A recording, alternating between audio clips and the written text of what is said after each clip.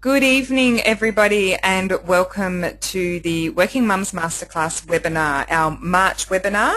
And it's my pleasure to be able to introduce Jo Turner, who is the author of Mealtimes Without Mayhem, and is going to be chatting to us for the next 45 to 55 minutes with lots and lots of ideas and tips and strategies on how we can manage those sometimes chaotic times in our busy mum life. So before we do that, I just want to cover off on some housekeeping, not the boring sort of housekeeping with picking up clothes and trying to find rogue socks, but the housekeeping around the webinar.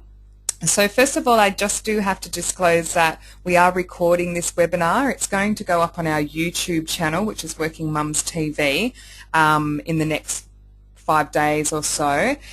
So we do legally have to let you know that. Now the thing is with the webinar, you can hear us, but we can't hear you. So Jo will be chatting away and talking about the slides that she has up on screen, and I'll be having a chat to her, but I'll also be throwing questions to her that I see come up from you guys. So if you have any questions throughout the webinar, just pop them down on the bottom right hand side of your control panel for the webinar there.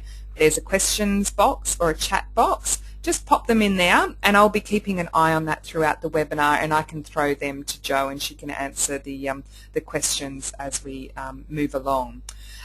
So first of all, we want to say thank you very much for coming along, and we want you to enjoy yourself. If there are any technical problems, there is a 1-800 number there for you if you want to grab a pen and take a quick note of that. If your internet connection is dropping in and out, then the best thing to do is actually use the landline number that is in the email registration of the webinar registration email that was sent through to you when you actually registered. So if you have any issues with that, try the landline. Otherwise, we are recording, so we'll be able to post that up on YouTube for you to pick up on anything you may have missed out on. So like I said, enjoy yourself. If you're tweeting, hashtag is WMMwebinar, and I'd like to do a test to make sure that you can all hear me okay. So I'm just going to ask the question and pop it in the question box. What was on the menu for you guys tonight at your house? We actually had ribs and corn and mashed potato, very Southern American tonight, and the kids loved it. They loved getting filthy dirty with it all, which is good. So just pop when you get a chance, just respond in there with what you had for dinner tonight. And I'll just pop it up here.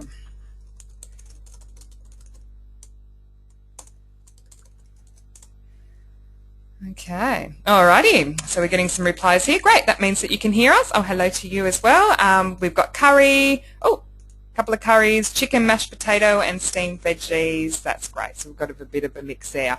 All right, well, let's get straight into it, and I'd like to introduce Jo, who is, like I said before, the author of Mealtimes Without Mayhem, a fabulous book, and Jo was lovely enough to give me a book a couple of months ago, and I love it. It's a fantastic book and so well put together in that you can drop into it and out of it anytime that you need, so it's like a reference book as well. So Jo, I'll hand over to you if you want to give us a bit of a background story onto how you got where you are right now, and then kick straight into all of the fabulous tips and tools you've got for the girls. Great. Thank you very much, Penny. And yeah, welcome to everyone, and thanks for joining us for tonight's webinar. I totally get that mealtimes can be a stressful time for everyone. I'll just tell you a little bit of background about myself, but had quite a big corporate career with AMP, had a large role sort of head of their specialised distribution, looking after their private bank and direct bank, very long hours with a very supportive husband. So I totally get the fact of how difficult it is to get home, and the last thing you want to do is think about what to have for dinner and put a meal on the table. But it was really sort of through that working career that my wise beyond years son said to me one day, why can't I be a real mum like everybody else? Devastated I was, thinking I was super mum, real mums pick their kids up from school every day, apparently. So I was juggling the career with the nanny and, sort of after-school care, and my daughter had just started school, and I really did think that I was doing a great job, but apparently I wasn't a real mum. Anyway, that was the catalyst, I suppose, for me thinking that after 25 years in finance, it was really time for a change. So I left the corporate world, spent some time sort of redefining myself and working out what I wanted to do next.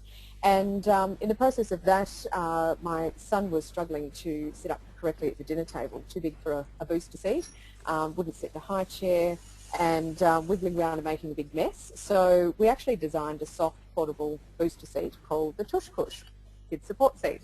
And so I'm a bit of an entrepreneur on the side as well, very different from my finance background.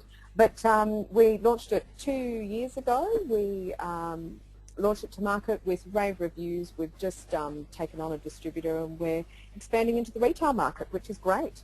So it was really on the Tush Kush journey that I discovered in talking to parents that there wasn't a lot of practical advice. I think there's that stage when your kids grow out of the high chair and the booster, and it's that transition to the family meal time and actually sitting around the table together. It's hard to get your husband there. It's just, it's difficult to make it happen. So I started talking to a range of experts, and a friend suggested over a glass of wine that I write a book. So that's really how the book came about, and it's very relevant, obviously, to Tush Kush, which is my core business, I suppose. So that's a little bit about me and my story. And yeah, so I suppose we'll just get started and get into it. I'm sure you'll find tonight's webinar very helpful. We're going to highlight a bit around the importance of family meal times, and I've got a few great quotes in there, and this is one from Dr. Bill Doherty from the University of Minnesota, and it's he's done a lot of research around the benefits of family meal times, but research shows us that the most important thing a child can do to ensure long-term well-being is to eat meals with his or her family. The more meals, the better.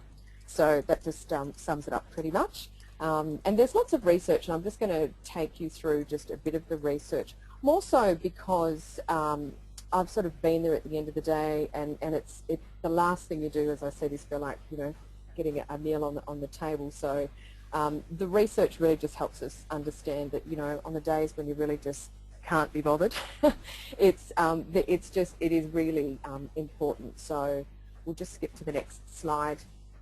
Thanks, Penny. You're welcome. Okay, so there's a lot of research, and I was quite surprised when I saw this, but families that eat together at least 5 or more times a week, 70% lower risk of substance abuse, and I just thought that was huge. That's, half as likely to try cigarettes or smoke, half as likely to drink alcohol. I think you'd have to be stupid to smoke cigarettes these days anyway, but half as likely to try marijuana, but 40% likely to say no, and I just thought that's all out of just those that have, eaten together as a family for, 5 times or more a week. So they're also less likely to suffer from stress and teenage depression. There's been a lot of research around how teen suicide, for instance, the lack of family meal times has been linked to teen suicide. And there's even a recent study that's been done by Louise Hardy from the Sydney University. I found a lot of the research was very American-based. It was hard to find some Australian-based research, but recently Dr. Hardy studied over 500 children under the age of 5 and found that the home environment was the most significant factor contributing to weight. So almost a third of overweight children had a TV in their bedroom, and only nearly half of them ate dinner in front of the TV 3 times a week. So I was also really surprised to find that the Australian Medical Association has found that 1 in 4 children are classed as overweight or obese, and it's just all linked to a lack of family meal times and just the whole not getting together with the family and managing what we eat. So yeah, I'm just thinking that for me, those stats were just phenomenal, because Australia actually has the highest rate of childhood obesity, which I wasn't aware of before going down this path. So so for the people that are on the webinar, who has kids under 5, and maybe you could pop something in the chat room about how often do you actually manage to eat together as a family? I'd just be curious to know, and that does include your husband, so the family is all everybody. So yeah, maybe you could pop some comments in the chat room, and Penny can let us know. And while they're doing that, Joe, can I ask you, it's really amazing data in there around the research, but is there some research around why people aren't getting together as families, and would it be related to the change in our lifestyles around more work time, both parents being out of the house working, that increase? Is there anything around the why as opposed to this is the impact? Yeah, good question, Penny. There is actually. It's really that modern day families, and I think when you look back to the 50s, and my mother was the primo 50s housewife, that was their full-time job, was to stay at home, and they probably started preparing for the main meal at 2 or 3 in the afternoon rather than throwing something together. So there has actually been a lot of sort of evidence to prove that it really is just a modern lifestyle. Both parents work these days, and really, I mean, it's a necessity. There's not many women that get the luxury of being able to stay at home, maybe for a few years, but generally, you have to go back to work. So it's definitely modern lifestyle and the need for parents to work, but it's also been linked to technology. Of course. There's a whole debate around, it seems technology is making Australian kids fatter. That was a quote I read the other day. And it's just because kids are, and I have a son who, they just bury themselves in their Nintendos, in their games, and it's much more than we ever were when we were kids. And I think it's that disconnect, and that's the other thing. It's just, I think we're all a bit tired, or we're all a bit, stressed, so it's those technical devices sort of occupy our children and give them something to do. So yeah, there has been. We've had a bit of a mixed sort of response. We've got so the ones that have got kids under 5, some will have dinner together on weeknights, but on weekends it varies. Another mum has replied that Danielle's replied that she's got 2 kids under 5, and she sits with them while they eat their tea earlier as well, which is what a lot of mums tend to do when they've got the younger children as well. So a bit of a mix there. Yeah, and that's a perfect example, because, I mean, I did that with my kids too when they were younger, and I think that the challenge is, and that's what the book's all about, is making the transition to the family dinner table and eating the same meal all together, and that is a bit of a process that you go through. So we'll talk more about that later, but that's great. Thank you. Okay, great. All right, we're moving on. Yes, so the evidence is really clear, and I suppose for kids that do enjoy family meal times, and they do eat at least 5 times a week, they're more likely to eat more fruit and vegetables. So the nutritional value they're getting out of meal times is huge. We've already talked about they're less likely to have obesity issues, but there's also there's been so much research, particularly by the Australian Medical Association, children under 5 that have been diagnosed with type 2 diabetes. I mean, it's all diet related and nutrition, and mealtimes provide a time where you can educate your children about the nutritional value of food they're eating.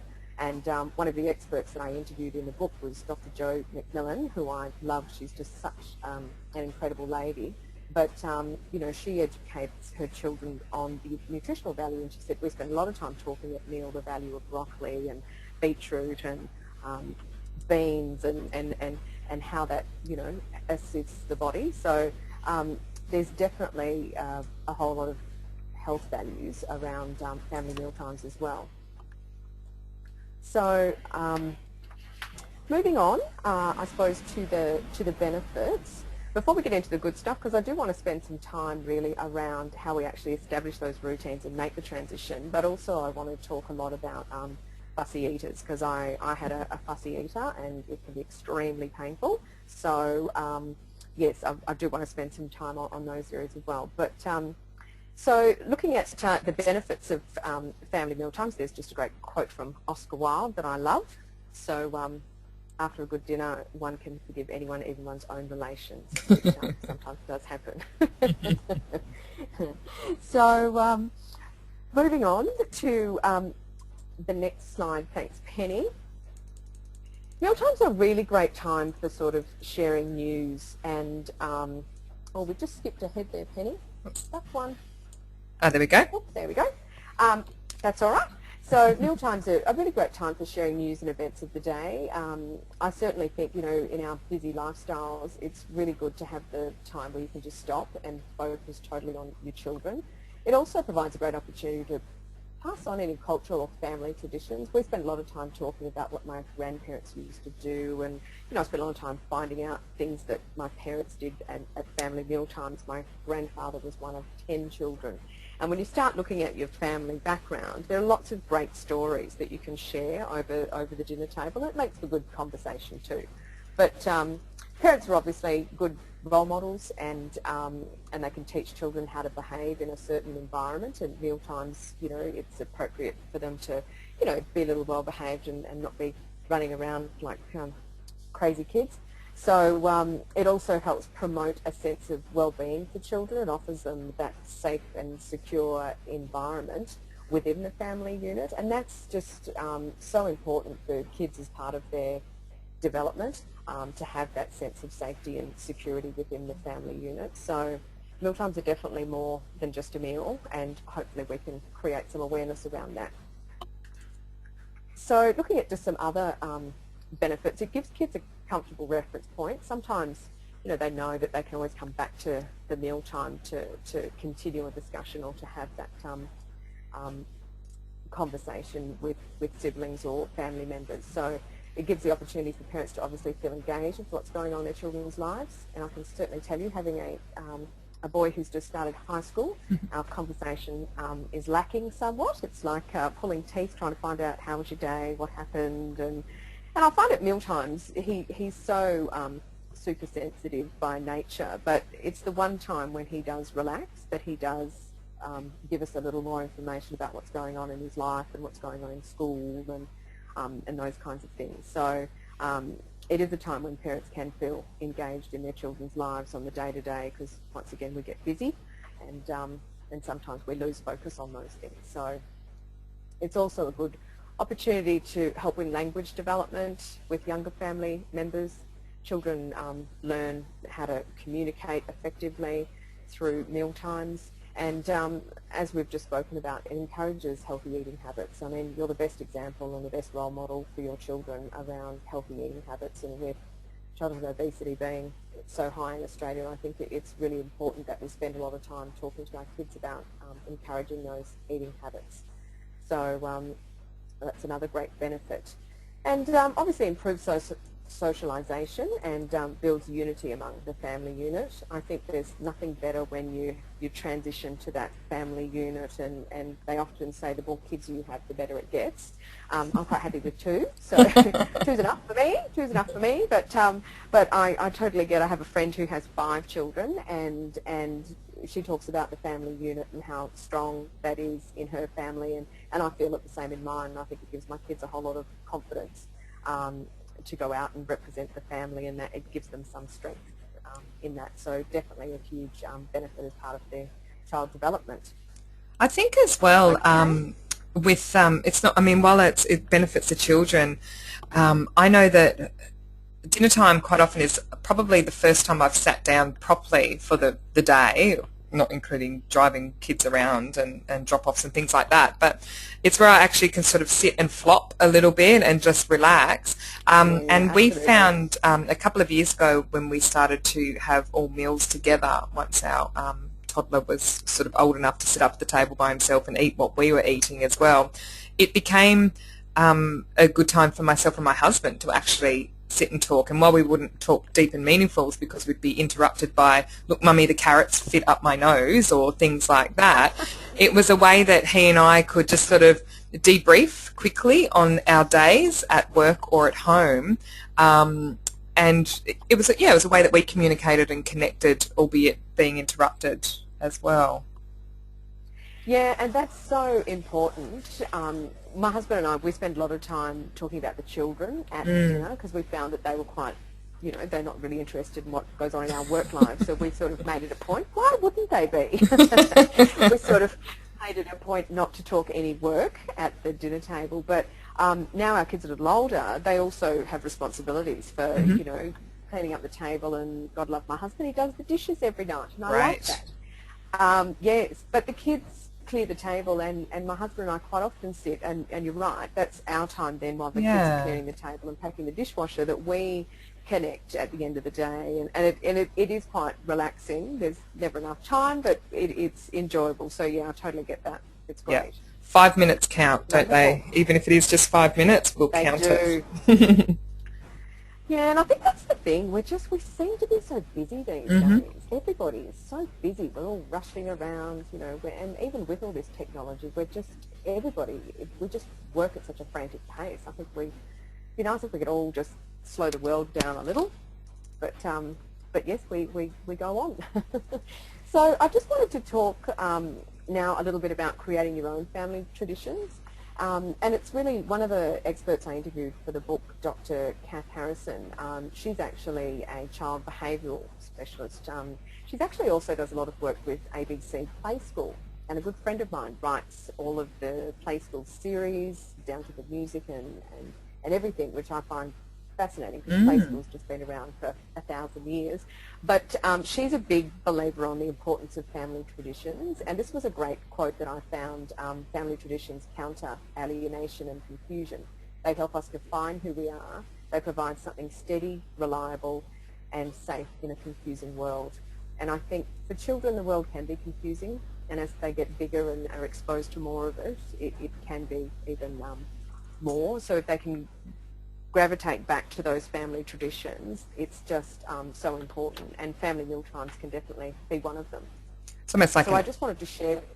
It's almost like an anchor point for the kids as well.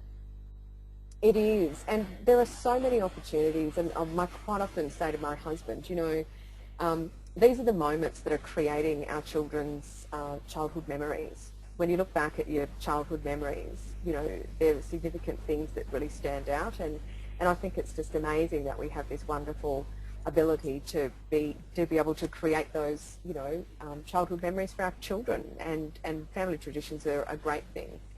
And sometimes we do them without even knowing, but I think it also comes back to your background. A lot of the people I've spoken to maybe weren't so connected as a family because, our parents' generations weren't as involved as maybe we are with our children these days. And it's so true in that, I have a lot of memories around dishes, around meals. My grandmother lived next door to us, and she would come in with apple pies, and it would be gone within five minutes, or mum would cook a certain thing, or dad would cook burgers on Friday nights as well. I remember those. Actually, it'd be really interesting to ask the girls online if they have a dish that they can remember their mum, their father, or their grandmother or grandfather or auntie cooking when they were growing up, because they have really, really fond memories around it. Not so fond memories around the boiled Brussels sprouts, but I've got nice fond memories around apple pie, freshly baked, hot from my grandmother's oven. She'd come in with her big kitchen oven mitts and walk it literally from her oven into our house. Smell. Oh, amazing. The smell must have been delicious, yeah. And there are so many things like that. I grew up with my neighbour was Italian, and we were a typical Australian family, and we used to love hanging out at each other's houses because I'd go to her house and her mum had salamis and mortadellas all wrapped in paper, and so lunch was very different at her house, and I remember her mum got gelato, and we'd never even heard of gelato before, and it was just the best thing I'd ever had in my life. And then she really enjoyed coming to our house because it was all, my mum used to bake for the local delicatessen, so there was always cakes and slices and very Australian food, and mum was the homemaker queen, so it was just it was lovely. It was they're the memories that you have. That's with right. The cultural differences, but yeah, there are so many. So yeah, it's a great time when you think that you can share all that with your kids as well. So these are just some some ideas, and some of them are very basic around birthdays and holidays. And I've got to share my favourite birthday. A friend of mine, they have the birthday hat, and every birthday someone has to wear the birthday hat, and it's this big Mexican sombrero that they wear, and I cannot tell you how excited the kids get over that birthday hat. And my friend's like, I never thought it was just going to be such a big hit, but the lead up to the birthday and wearing the birthday hat, and they go out to public restaurants and they still wear the birthday hat. So I just think that's a gorgeous one that, you know, kids will remember and really enjoy. So yes, lots of fun. And there's obviously all the holidays. You know, there's Christmas. We quite often do baking at Christmas instead of giving gifts. My daughter and I love to bake some cookies, and we wrap them all up in Christmas things. And it's a really nice thing to do as opposed to cards. And she looks forward to it every year, so that's a fun thing. Another thing we do with Easter coming up, it's funny, my kids don't eat chocolate. Isn't that strange? Wow. Yes.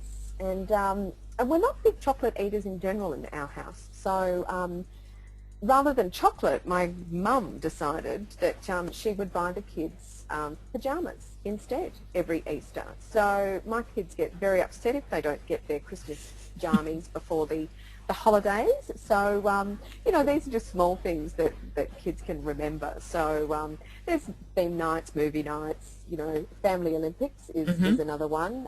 My friend with 5 children has quite a big family, and when they all get together, it is a huge event. And they have a Family Olympics day with a trophy. And they decide on sporting events, and they invite extended families. They have teams, and it's the day on the calendar that gets set. I think they do it at Christmas. They set the day of when it is, and it's just I've been to them. They're phenomenal. They invite friends, and it's a great thing to do. So yeah, but it doesn't have to be bigger than Ben-Hur. I mean, my kids love just having Sunday mornings in bed, which, you know, they both come running in, and even my teenage boy, who's very resistant, but I still see him sneaking in and, you know, having a bit of a snuggle on a Sunday morning with his mum, so it's all good. So, yeah, there's just some basic ideas there, but, yeah, it's just about getting together, really, and just enjoy the moment. You know, I think it's all about living for the moment. I agree. Really. So, yeah, absolutely. So just remember, there's a few things just to, you know, keep it simple. It doesn't have to be really expensive. Do it regularly, put it on the calendar. It is about engaging and, you know, the whole family and making sure that they're all on board with it. There's no fun if, you know, you want to do the birthday hat and nobody else wants to do it. I tried the birthday hat in our house. Wasn't a big thing. Nobody liked it. But anyway, now we have whatever you can have whatever your favourite meal on your birthday. We'll either cook or go out, but it's your choice, whatever you would like to have on your birthday. So that's what we do these days. And make it fun, you know, just enjoy the quality time together. So make sure you're turning off your cell phones and your laptops, and don't talk business, and just enjoy the family. So yeah, it's all about just that quality time. And when I was saying earlier that Friday nights was hamburger nights in our house when I was a kid, it was everyone was involved. So everyone had a job. We would sit up at the white bench with the red laminate cupboards as well, and the black and white tiles. It's very 70s, and it would be a big thing, and it would be. Normally Dad wouldn't be home from work until quite late, but Fridays he would make an effort to come home. We'd do hamburgers, everybody had jobs, who was in charge of cheese, tomatoes, the buns, whatever it was. Then he'd shoot off to the golf club afterwards. But, you know, it was that time, and we loved it. And even when we were teenagers and pretending to be cool, deep down inside, we really liked it as well, just hanging out with Dad, because it was rare back in the 70s. And 80s. Oh, absolutely. You never saw. It's funny because dads weren't so engaged, and I find you know, men these days seem to be much more involved with their kids, certainly than you know, older generations were. So yeah, I think that's lovely. But now we're going to get into the good stuff around actually managing the mealtime mayhem, and it might not be mayhem for everybody, but certainly I think we all go through those moments of you know, stress, and I love this quote from Jerry Maguire, but yes, it is roll with the punches, tomorrow's another day, and sometimes what works today doesn't necessarily work tomorrow. So yes, it is definitely about rolling with the punches. I'm sure we've all been, those moments where the children won't eat, or they don't like what's up for dinner tonight, and the table tantrums become a daily habit, and getting them to sit still. I had a daughter that was incredibly hard just to get her to sit in a seat for more than 10 minutes.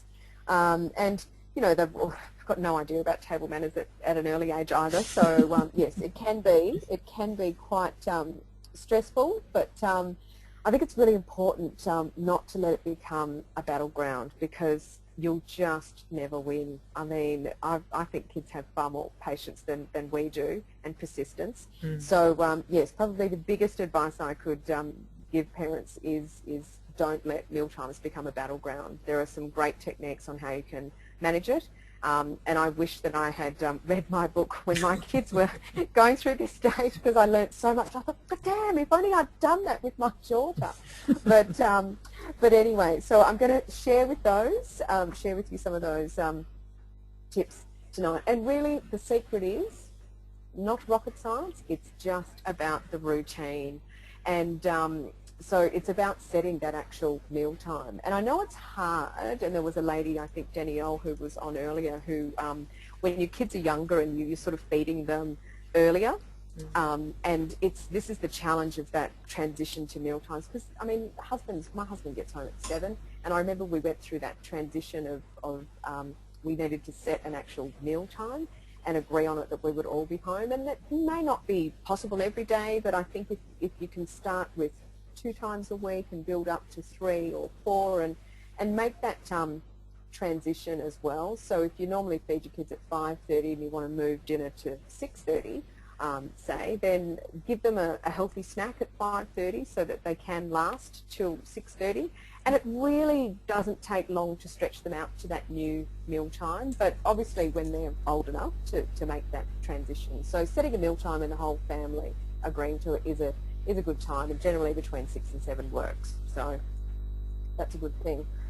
It is about establishing that routine. So, sitting down, turning off the TV, and getting the table set. Kids can help. They love to help setting the table and making it sort of a bit of a event, a mealtime event. But allocate tasks. Who's turning off the TV? Who's getting the napkins? Who's getting the sauce? Who's getting the kids love to have little jobs to do. So establishing a routine around meal times, and even a bit of a schedule. Who does what on what day is always good. But also set a mealtime limit. And we talk about this more when dealing with fussy eaters, because I think, once again, if you create that battleground, it just goes on, and it just becomes endless. But setting a reasonable time frame, and the experts say it's around 20 to 30 minutes. So if they haven't eaten a meal because they don't like it, then it is really about just clearing the table and very calmly, the meal's over. Obviously you weren't hungry, that's okay. You can try again tomorrow night. So I know that sounds sort of quite harsh, but it's about creating that time frame. This is the time that we're going to sit down, and this is the time that we're eating. If you're choosing not to eat during that time, well, then that's okay. We'll put it aside and you can eat a bit later, or, but it's not about giving them another meal, because I think that's quite often the trap. We tend to try to keep our children happy, and I think we just want that happy environment. So I've spoken to many women I have a friend of mine who has 3 kids, and she cooks 3 individual meals for each of her children, and then a meal for her and her husband. And I just thought, are you crazy?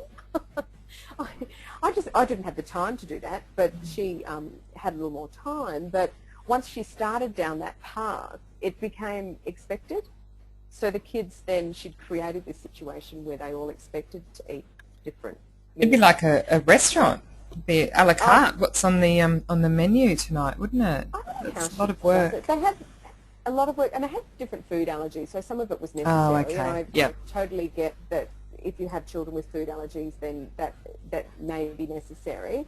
But I still think there is so much information online and recipes for families that you can accommodate food allergies these days. I think we're very fortunate to have all the products available that you can buy now in supermarkets and so on that are gluten-free and dairy-free, which is great.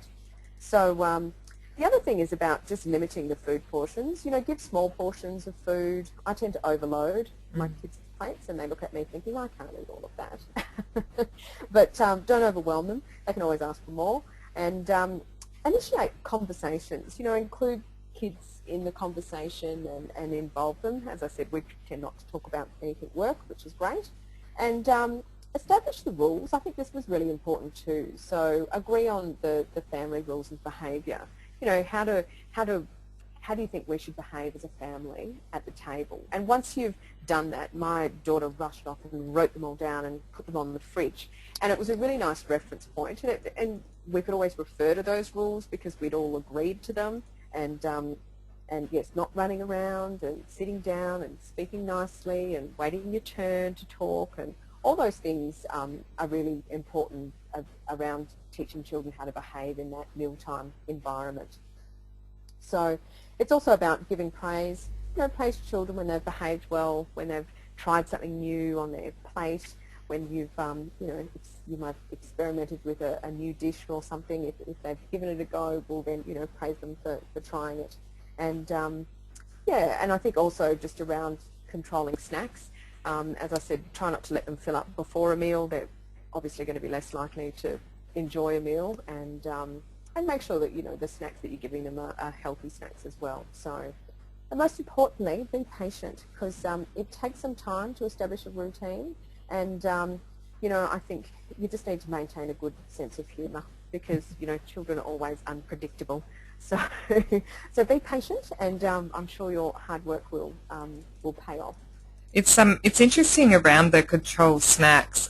We found that our youngest wouldn't eat much at dinner time and would have fits and tantrums and things like that around it, and be quite hard to deal with on daycare days, on Mondays and Tuesdays it was.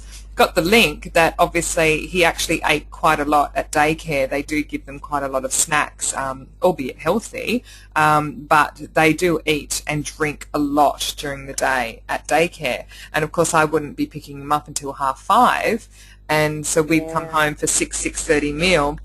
And he just wasn't interested. So behavioural wise, he was a pain in the butt. And and Danielle has actually popped it on here as well, is that I would have that feeling of dread around meal times, and knowing that my meal would go cold pretty much while I would be trying to deal with our youngest. And Danielle makes a point in here too.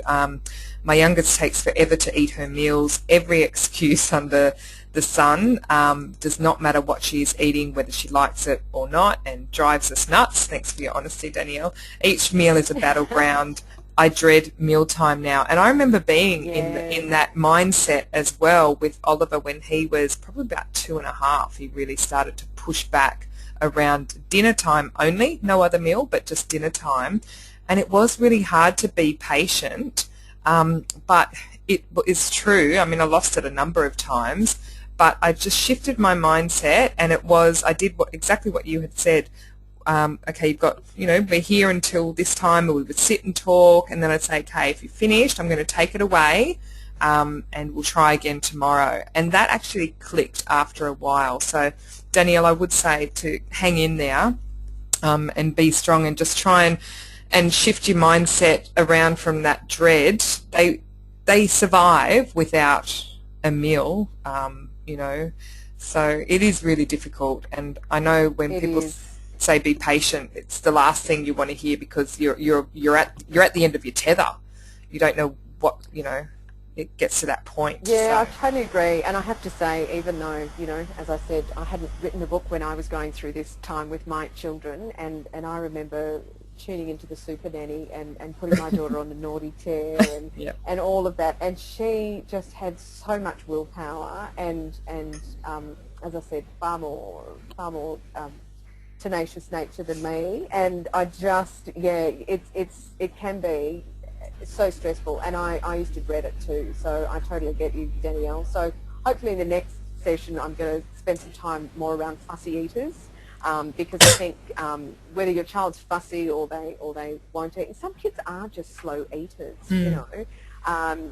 Michael Gross, one of the parenting experts I interviewed for the book, he's wonderful as well, but he quite often talks about he had a daughter who was just an incredibly slow eater, and the whole family would be finished and she'd still be, and she was just, and he said now she's a 30-year-old adult and she still eats really slowly. So he said sometimes people are just slow eaters, so it's a bit roll with the punches, go with the flow a little, because not all of us are going to be the same. So sorry, Sorry, Joe, just to interrupt. I forgot. I was so engrossed in what you were saying. I forgot to give you the halfway call. So we're at 8:40 at the moment. My apologies. That's all right. No problem. We're moving through it. All good. Thank you. So managing behaviours. I think it's really important to remember that when you're dealing with fussy eaters, generally it's not about the food. And you quite often think it is about the food. I think that's the biggest trap. But it's really about the power that food gives children. It's all of a sudden they can refuse something, and there's not a lot a parent can do about it, and therefore the battle begins.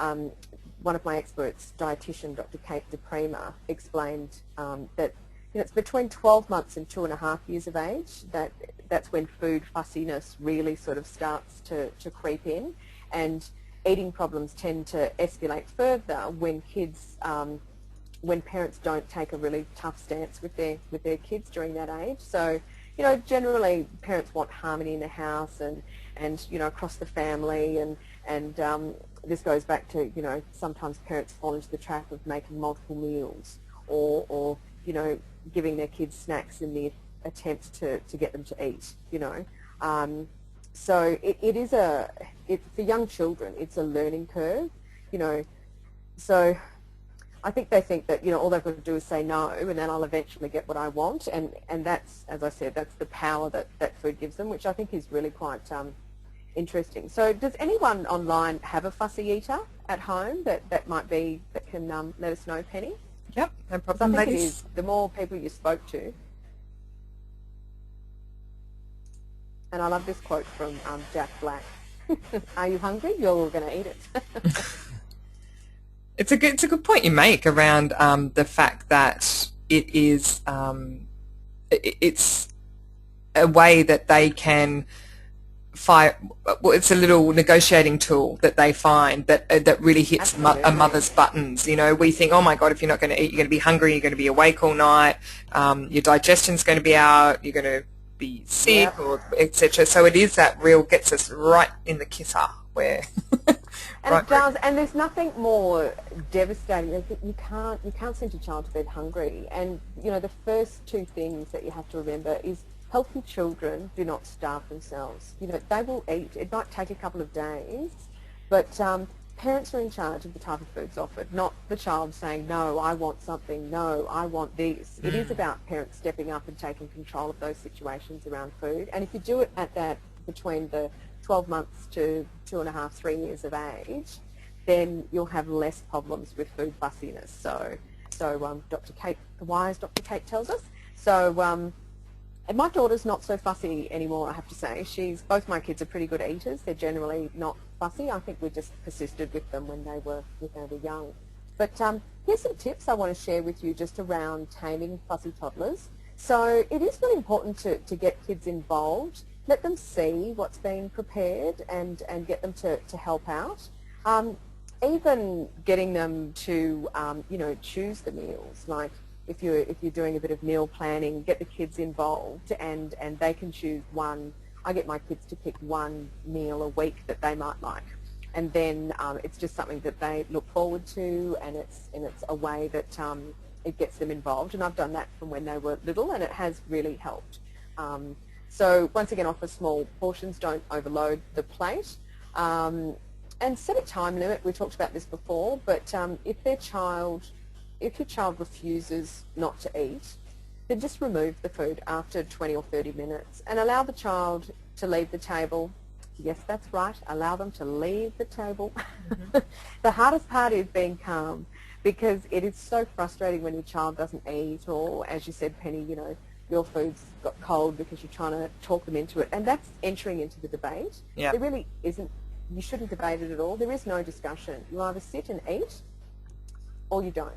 but the rest of us are going to enjoy family meal times, and we're going to sit and we're going to talk and let them, and you just remove all the power from them, and by removing all the power, after a few nights, they sort of go, oh, well, there's sort of no point in saying no because they're not getting the reaction that they want. So I think that's setting that time limit and really sticking to it is really important. So parents need to take control over the food choices offered and not allow the child to choose.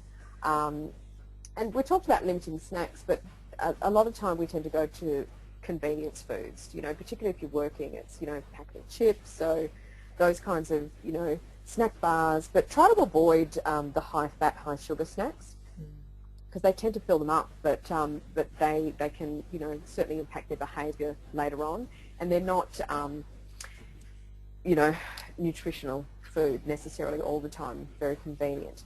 But limit their drinks as well. Sugary drinks are not so good unless it's water, but offer variety. That's the other thing. I certainly know when I was working, I tended to cook the same things all of the time, and I had a friend who was very experimental, and she'd be cooking curries, and I'd go, oh, and do your kids eat it?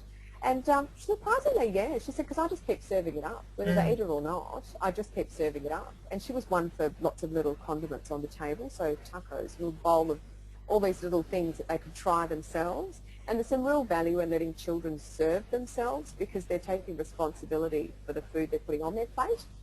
So that's another key thing. So sometimes meals come served, but allowing them to select the things that they want. And we always had a rule that if they put it on their plate, they had to try it.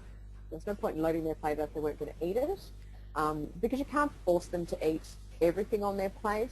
I'm not sure you, Penny, but I remember in my family we had to eat everything on the plate. Yeah, yeah.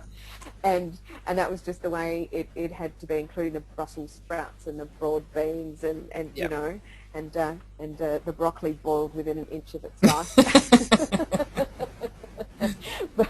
But you know, experts would say now that it's you know, as long as they're trying it, then that's the really important thing. So offer a variety of foods, and also offer encouragement. You know, you want them to try the foods, you want them to try different things, but really don't reason or beg or you know, negotiate with them. Just sell the benefits of you know, if you eat broccoli's lots of iron, which is good for your blood, and if you eat, you know, carrots, it's really good for your eyesight.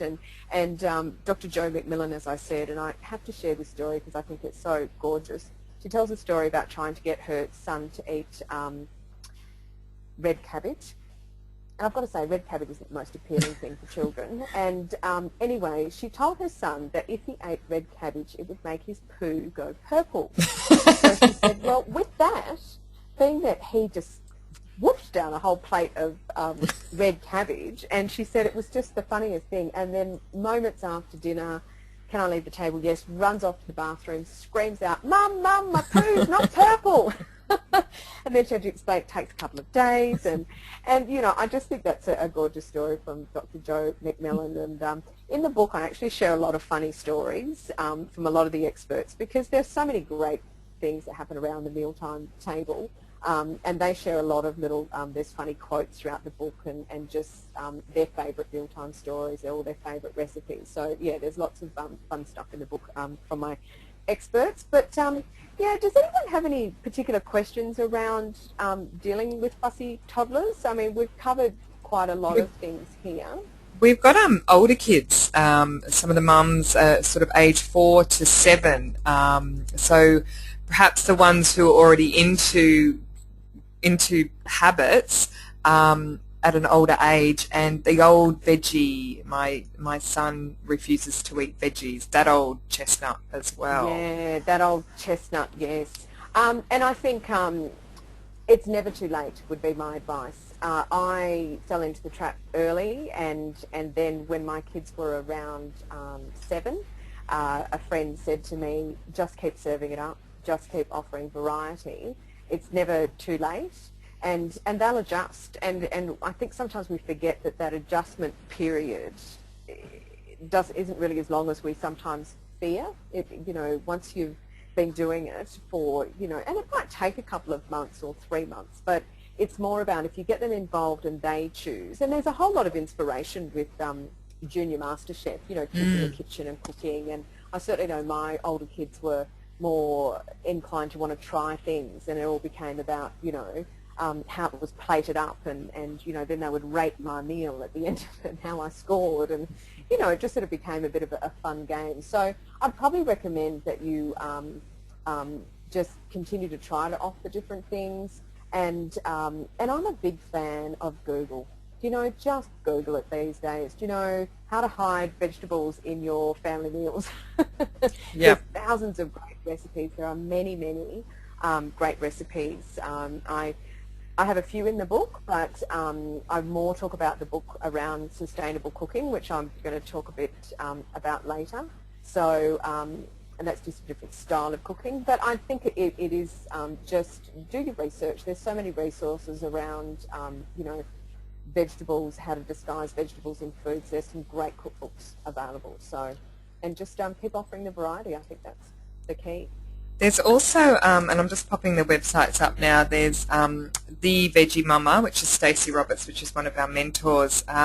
She has a lot of meat-free meals that actually look like meat, and we tried them out. I did a week of meat-free and using it corn, but Q-U-O-R-N, and soy products and things like that. And the kids and my husband didn't know any different. I told them, but after they started eating it, and yeah, they were fine. So I've just popped Stacey's website up in the chat box, so theveggiemama.com, and then there's another website called lifewithafusseyeater.com, which is a mum on a farm in outback Western Australia, and she's created this blog about life with a fussy eater as well. So she's got some great recipes and also some really good advice around dealing with a fussy eater too. Yeah, perfect. Yeah, as I said, I'm just a big fan of researching these days. There's so many wonderful things online. We've got all the inspiration and information we need. So I just wanted to, I'm just conscious of the time, Penny. I'm just going to skip through the connecting through communication. I do really love this quote, but listen earnestly to anything your child wants to tell you, no matter what. If you don't listen to the little stuff when they are little, they won't tell you the big stuff when they are big, because to them it's always been stuff. Yeah. So I just think Mealtimes, and as I said, with a pre-teenage boy, I'm totally there now, which is great. But Mealtimes are also the opportunity for kids to learn the art of communication. And my communications expert, Claire Mann, feels quite passionate about this because, you know, the art of communication at the dinner table, they learn, you know, when to speak, how to contribute, how to negotiate, how to problem resolution, you know, the discussions that you have as you get older through Mealtimes, and particularly when you have guests or extended family, you know, you learn your place and you learn how to approach different subjects as well. So there really are lots of opportunities for parents to be positive role models, to you know, to build that strong social foundation for your children, to develop effective conversation and social skills. It's that social setting as well. So it provides a safe environment also for open and honest communication. I think kids do tend to drop their guard when they're in that little family unit around the table. It's like a sanctum where they can tell all, which is great. And it's also they learn the importance of table manners, which we'll cover in the next session. But it's that sense of self-confidence when they're talking to others as well. It really gives them, because they have everyone's attention when they're talking. So yeah, that's also a critical thing. And as we've discussed, it's really educating them around good eating habits and healthy food choices. So definitely lots of opportunities at Mealtimes. So we're just going to skip on to the good manners and dining etiquette. I love this quote from Fred Astaire, but the hardest job children face today is learning good manners without seeing any. So, and I know there's been a lot of in the media lately, but particularly when you're taking children out to restaurants, and you know, they really do need to learn how to behave in that environment, and and what they might do at home around the family dinner table and you know, a bit relaxed and more comfortable might not be appropriate when they're going out to a formal restaurant, and kids need to understand the difference to that. So these are just some basic rules, but parents should lead by example, good seated posture, always using a napkin and a serviette. And these are just some basic things, but never talk with your mouth full, and keep your mouth closed when you eat, something my daughter has trouble doing. She can't stop talking, but anyway, always offer to others first when passing food. My son's just connected with this, and we had some friends over for dinner the other day, and they were just really wowed at the fact that he offered it to them first before he served himself. So, and I was quite proud of the fact that, you know, he'd obviously got that, and he got such a positive response from our guests, which was lovely. But they're the basics of using implements correctly. I have a well, my daughter's friend who comes over for sleepovers quite often, and she can't use a knife and fork, and it's a fork, and I'm like, just pick up the knife, honey, just pick up the knife. She just uses a fork for everything, and it's funny because I talked to her parents about it, and she said, oh, well, we don't eat together, so I suppose she doesn't really see how to use, and I'm thinking she's 10 now, and I'm thinking that's too old not to know how to use a knife and fork. But a lot of it, and she's actually been a big fan of the book because she read the book and went, oh my gosh, she said, now we all sit around the table, and that just changed their behaviour and made it happen now. And the benefits are that her daughter's learning how to use a knife and fork at the age of 10, but her 5-year-old has much better eating habits and just how to, you know, engage in that mealtime. So yeah, eating your dinner slowly and enjoying the food is obviously really important, and just the basics of excusing yourself when they leave the table. Kids should always ask, you know, may I leave the table? And a little thank you is never too much to ask, I don't think. So yeah, they're just some basic good manner rules, and I have a whole chapter in the book around fine dining and basic etiquette. So all right, now I'm just conscious of the time, so I do want to just quickly talk about family meal planning. So a good battle plan that you can act on today can be better than a perfect one tomorrow. So family meal planning really depends on the type of person you are. There's a great website called Meal Planning Your Way, and we might better just put a link up, Penny. Yep, I'll look for on that. But yeah, and it's really just identifies that we're all sort of different, and it's really about finding an approach that works for you. I mean, some of us might be spontaneous and like to get home and just look in the fridge or the cupboard and see what's there and be creative. But some might like to be a little more organised with a well-constructed plan. My husband's an engineer, and we lived by the colour-coded spreadsheet on our fridge for many years. Nothing wrong with that. Nothing wrong with that. Nothing wrong with that. You're laughing. I know. Very My funny, life is colour-coded.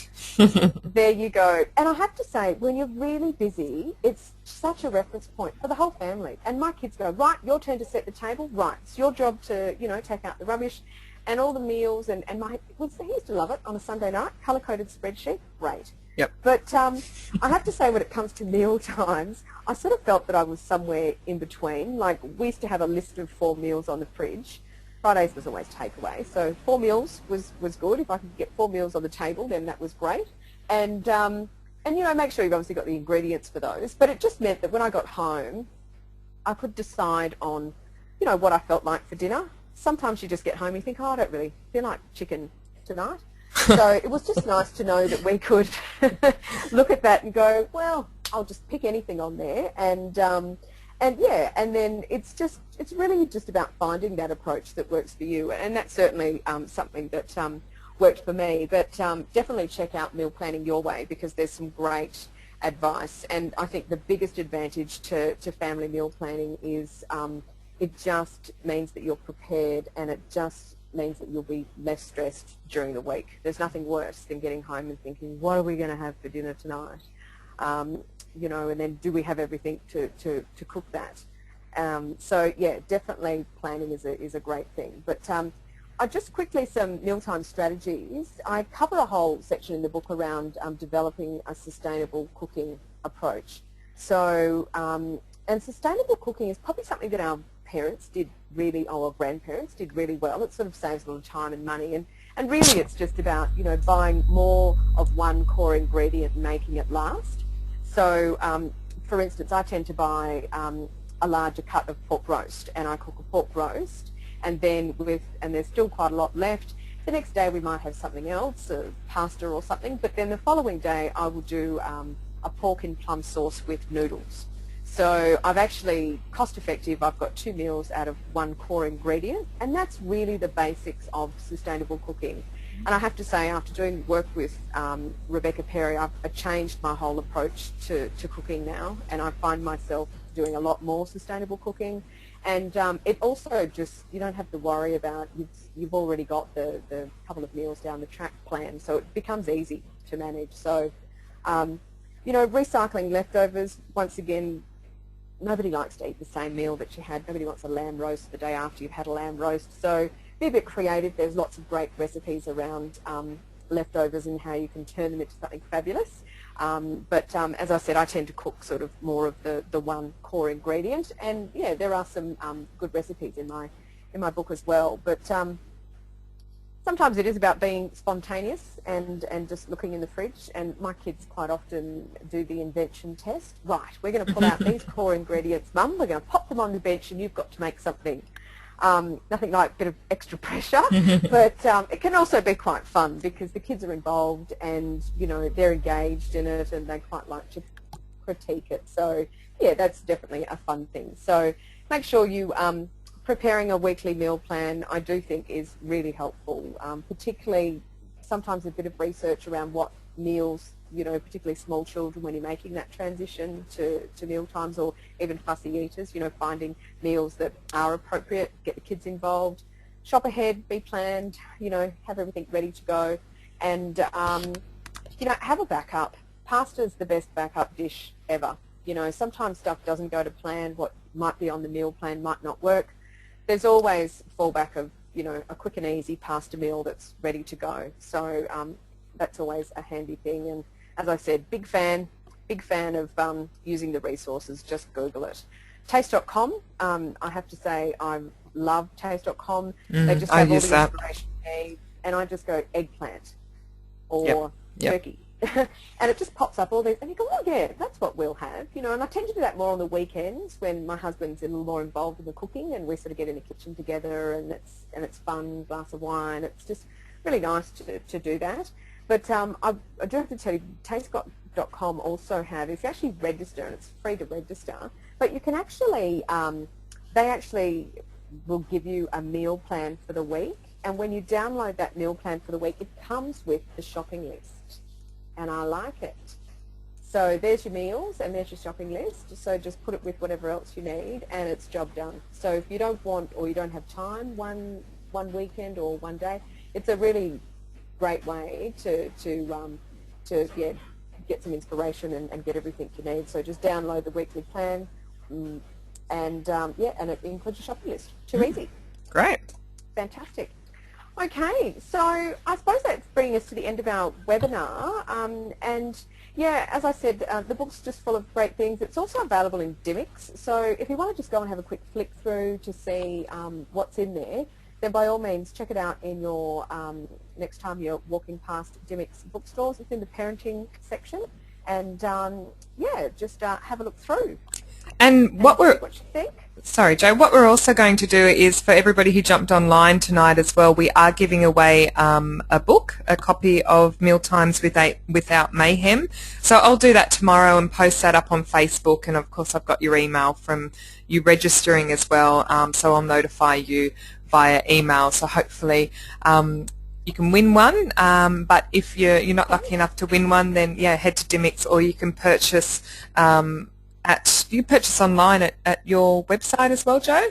Yeah, you can, absolutely. You can purchase online. I just sort of, people just want to have a quick look to see what's in the book or want some more information. But yeah, absolutely, you can go to the website and you can purchase online as well. And these are some of your experts. Yeah, and I was so lucky to work with some amazing people on this journey of writing a book. And I have to say, I don't claim to be a writer. And it was quite a journey, and I just felt really fortunate that I was able to engage all these wonderful people who were also passionate about the value of family mealtimes. But these are just some of them. But Dr. Jo McMillan, Anna Musson, she's just become a good friend and a hoot of a person. She's quite funny. Rebecca Perry around sustainable cooking has changed my world also around that. Sounds really interesting. Yeah, I love her philosophy on food, and she runs Food Wine Design in Leichhardt, Sydney, and it's just a wonderful creative space for cooking, and she gets to share her philosophy around food, which is great. Wow. And Claire Mann, she's also become a good friend. I've made lots of friends out of this wonderful thing, but she's a communications specialist and, yeah, incredible lady, big animal activist as well. But also just a few more experts. Michael Gross, who I'm a big fan of, particularly the teenage boy who no longer talks to me. I love his work because he talks a lot about raising children.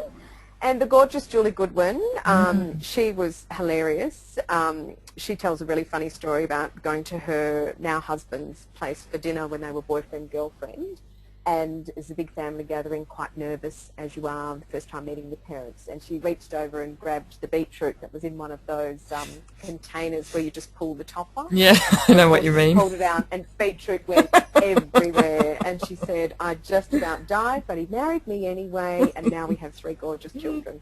So she's hilarious. She tells some great funny stories in the book as well. But yeah, Lindy Milan, I mean, Lindy was the working mum. I mean, gosh, what an incredible lady, food editor of Woman's Weekly. And it was funny when I interviewed her, she sort of said, what do you mean Mealtimes without mayhem? There was never any mayhem in my house. And I thought, oh gosh.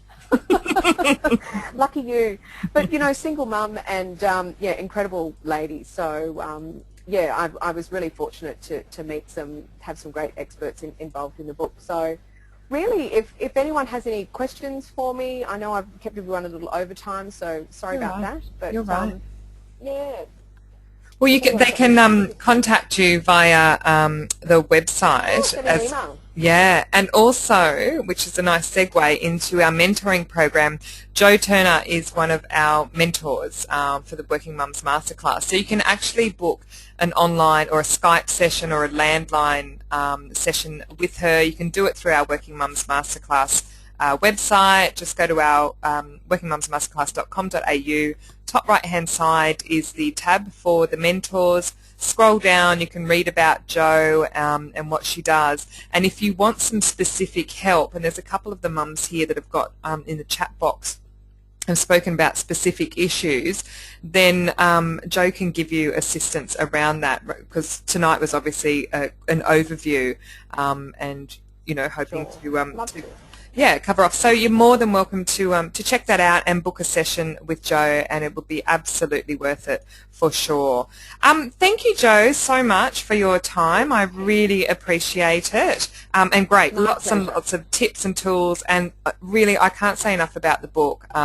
Like, you know, once you gave it to me a couple of months ago, I've had a really good, I drop in and out. I go, oh, I'm having trouble with this. I'll just drop in and have a read through and see what they say about this. So it's really good for that. You don't have to sit down and read it from page 1 to page, whatever it is, 200 and something. Because yeah, and that's how we wanted it. Because, I mean, I totally get we're all busy, and I wanted it to be a guidebook and easy to follow. You could just pick it up and go, right, what do I do here? What do I do there? So, yeah, that's wonderful. And I get a lot of feedback from parents that say, it's nice that I don't have to read it. Yes. I can just, you know, get the parts that I need at that time, and it becomes a bit of a reference book for them, which is wonderful, and that was certainly the intention. So yeah, I'm pleased, I'm glad, and thanks so much for everyone for being online tonight. It's been a great webinar, and I hope you've enjoyed it. Yeah, thank you everyone for your time. And if anybody is from Southeast Queensland, we're announcing tonight that our first live event for the year will actually be in Brisbane on the 20th of April, and tickets will be on sale within 48 hours. Got some fabulous speakers there, Stacey from Veggie Mama and Katrina Springer, who is the organised housewife and has a fabulous website and Facebook page. So there'll be more information out about that shortly in the next 48 hours. And I'd just like to echo Jo's sentiments as well. Thank you so much for giving up your time. We know how precious a mother's time is. So we do appreciate you sitting with us for an hour tonight. If you've missed anything or anything dropped out, we'll have the recording up on YouTube, Working Mums TV channel, and I'll post a link to that on our Facebook page and our Twitter page as well for you. So we'll leave it there. Thank you, Jo, for your time. That's all right. Awesome. Thank you, and hope you all have a good evening. Thanks, everyone. Good night. Bye. Good night.